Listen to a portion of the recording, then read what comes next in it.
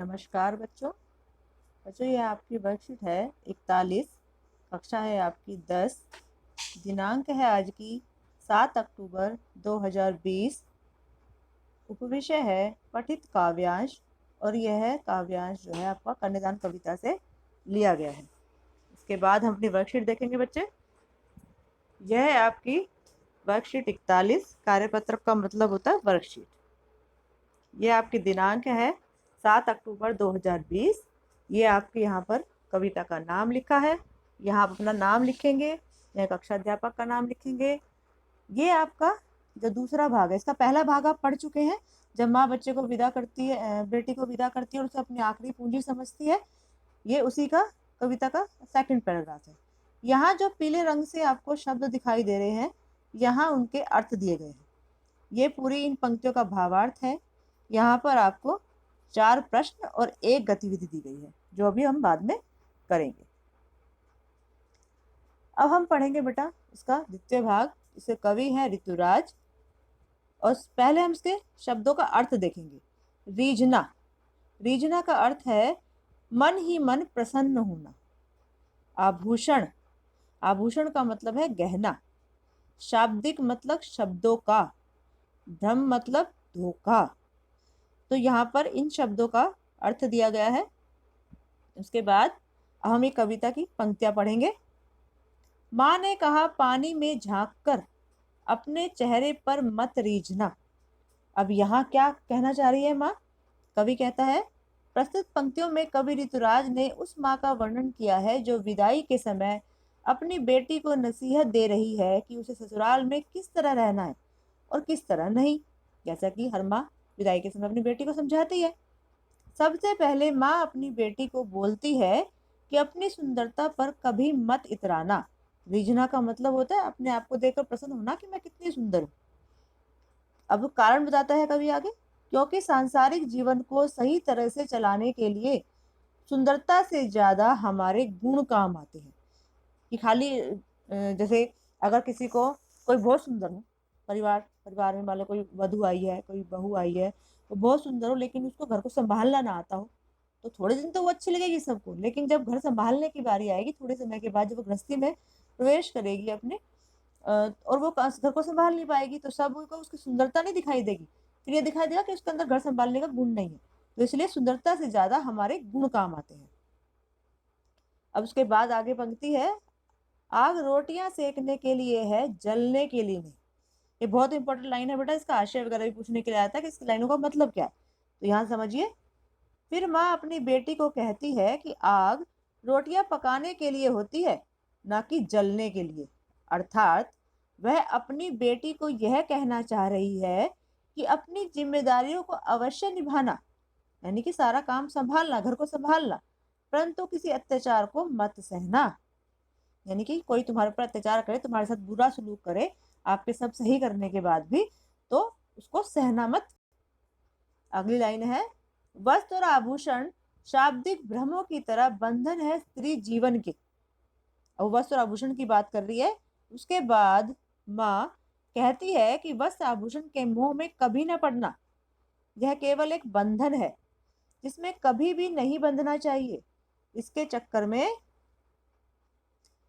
चक्कर में बसा बसाया संसार ही उजड़ सकता है, संसार भी उजड़ सकता है। मतलब अगर आपको यही मोह हो कि भाई मुझे कोई जो आपको अत्याचार तो कर रहा है लेकिन आपको वस्त्रों का, आभूषण, गिफ्ट ये सब दे रहा है, तो आप ये नहीं सोचो कि कोई बात नहीं, थोड़ा अत्याचार कर रहे हैं लेकिन मुझे ऐसे सामान देकर तो खुश रख रहे हैं। नहीं, आपको अगर अत्याचार कोई कर रहा है तो उसका विरोध करना है, वरना तो आपकी जो गृहस्थी है वो अच्छी तरह से लंबे समय तक नहीं चल पाएगी। आगे लाइन है, माँ ने कहा लड़की होना पर लड़की जैसी दिखाई मत देना। इसका अर्थ है बेटा, ये भी लाइन बहुत जरूरी है। ये चारों ये सभी ये पैराग्राफ पूरा इतना जरूरी है बेटा कि इसमें से कहीं से भी आशय आ जाता है। तो बाद की लाइन है, माँ ने कहा लड़की होना पर लड़की जैसा दिखाई मत देना। इसका मतलब है आगे माँ अपनी बेटी को कह रही है कि अपने आप को किसी के सामने एक दुर्बल कन्या की तरह प्रस्तुत मत करना, और ना ही अपनी निर्बलता किसी के सामने आने देना। यानी कि तुम्हारी जो कमी कमजोरी है वो किसी के सामने प्रदर्शित मत करना, वरना उसी के लिए लोग तुम्हें ताने भी देंगे और तुम्हें परेशान भी करेंगे। इस संसार में लोग दुर्बल के ऊपर ही अत्याचार करते हैं। इसलिए उन्होंने कहा कि अपने भीतर नारी के सभी गुण बनाए रखना, लेकिन दूसरों के सामने खुद को कभी भी निर्बल और असहाय मत दिखाना। अपने अंदर नारी के जो गुण माने जाते हैं कि शांत रहना, सबके साथ बहुत अच्छे से व्यवहार करना, शीतलता का, सहनशीलता का सबसे अच्छा गुण माना जाता है स्त्रियों में। लेकिन उन सबको समाना अपने, क्योंकि तुम्हें गृहस्थी चलानी है, लेकिन दूसरों के सामने अपने आप को कमजोर मत दिखाना, असहाय मत दिखाना। अपने लिए, जैसे कहते हैं ना आजकल की भाषा में कि अपने लिए स्टैंड लेना सीखो, मतलब अपने लिए निर्णय लेना सीखो। तो बस वही बात उसमें माँ बच्चे को समझा रही है, बेटी को अपनी। इसके बाद आगे देखिए बेटा, अब आपके प्रश्न तो शुरू हो जाते हैं। पहला प्रश्न है, माँ ने अपनी बेटी को क्या क्या सीख दी? तो इस कविता में माँ ने अपनी बेटी को निम्न सीख दी। कभी अपनी सुंदरता पर मत इतराना। दूसरा, अपनी जिम्मेदारियों को निभाना पर किसी का अत्याचार मत सहना। तीसरा, वस्त्र आभूषणों के मोह में कभी मत पड़ना। आगे अगला प्रश्न है, आपके विचार में माँ ने ऐसा क्यों कहा कि लड़की होना पर लड़की जैसा दिखाई मत देना? ये प्रश्न आता है बेटा बहुत बार, प्रश्न उत्तर जब आते हैं आपके परीक्षा में तभी भी आता है। माँ ने इसलिए ऐसा इसलिए कहा क्योंकि यहाँ बेटा मैं नहीं, वह आएगा। वह चाहती है कि उसकी बेटी अपने भीतर नारी के सभी गुण बनाए रखे, लेकिन दूसरों के सामने खुद को कभी निर्बल और असहाय ना दिखाए, कमजोर ना दिखाए किसी के सामने, क्योंकि निर्बल के ऊपर ही संसार के लोग अत्याचार करते हैं। अगर वो निर्बल और असहाय, जो स्त्री के लिए समाज का दृष्टिकोण है कि स्त्री तो निर्बल होती है, कमजोर होती है पुरुष से, वो अगर सबके सामने अब दिखाएगी कि मैं कमजोर हूँ, असहाय हूँ, मैं बेचारी हूँ, तो फिर क्या होगा?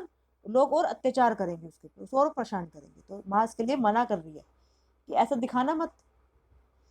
आगे प्रश्न 3, आपकी दृष्टि में माँ ने बेटी को सचेत करना क्यों जरूरी समझा होगा? सोचकर लिखिए। उत्तर है, माँ ने अपनी बेटी को सचेत करना इसलिए जरूरी समझा होगा क्योंकि उसकी बेटी अभी, यहाँ बेटा बाहरी बाहरी लिखा है ना, बाहरी आएगा इसमें, ये कई बार लिखने में गलती हो जाती है, टाइप करने में बाहरी आएगा। बाहरी संसार के दुखों और परेशानियों को नहीं जानती, संसार के लोग कैसे हैं वह नहीं जानती, इसलिए माँ उसे समझाती है, सचेत कर रही है कि अपना ध्यान रखना। प्रश्न है, अगला प्रश्न है, पद्यांश के आधार पर भाव स्पष्ट कीजिए। अब देखो भाव आ गया ना इन पंक्तियों का। आप, यहाँ बेटा आज नहीं है, ग आएगा यहाँ पे। आग रोटियां सेकने के लिए है, जलने के लिए नहीं। तो इसका पंक्तियों में भाव है कि माँ अपनी बेटी को समझा रही है कि तुम अपनी सभी जिम्मेदारियों को निभाना, लेकिन अगर कोई तुम पर अत्याचार करे तो उसे सहना मत, उसका डटकर विरोध करना। जिस प्रकार आग में रोटियां सेकी जाती है, स्वयं को जलाया नहीं जाता। यानी कि कोई तुम्हारे पर किसी भी तरह का दुर्व्यवहार करे तो उसको सहना नहीं।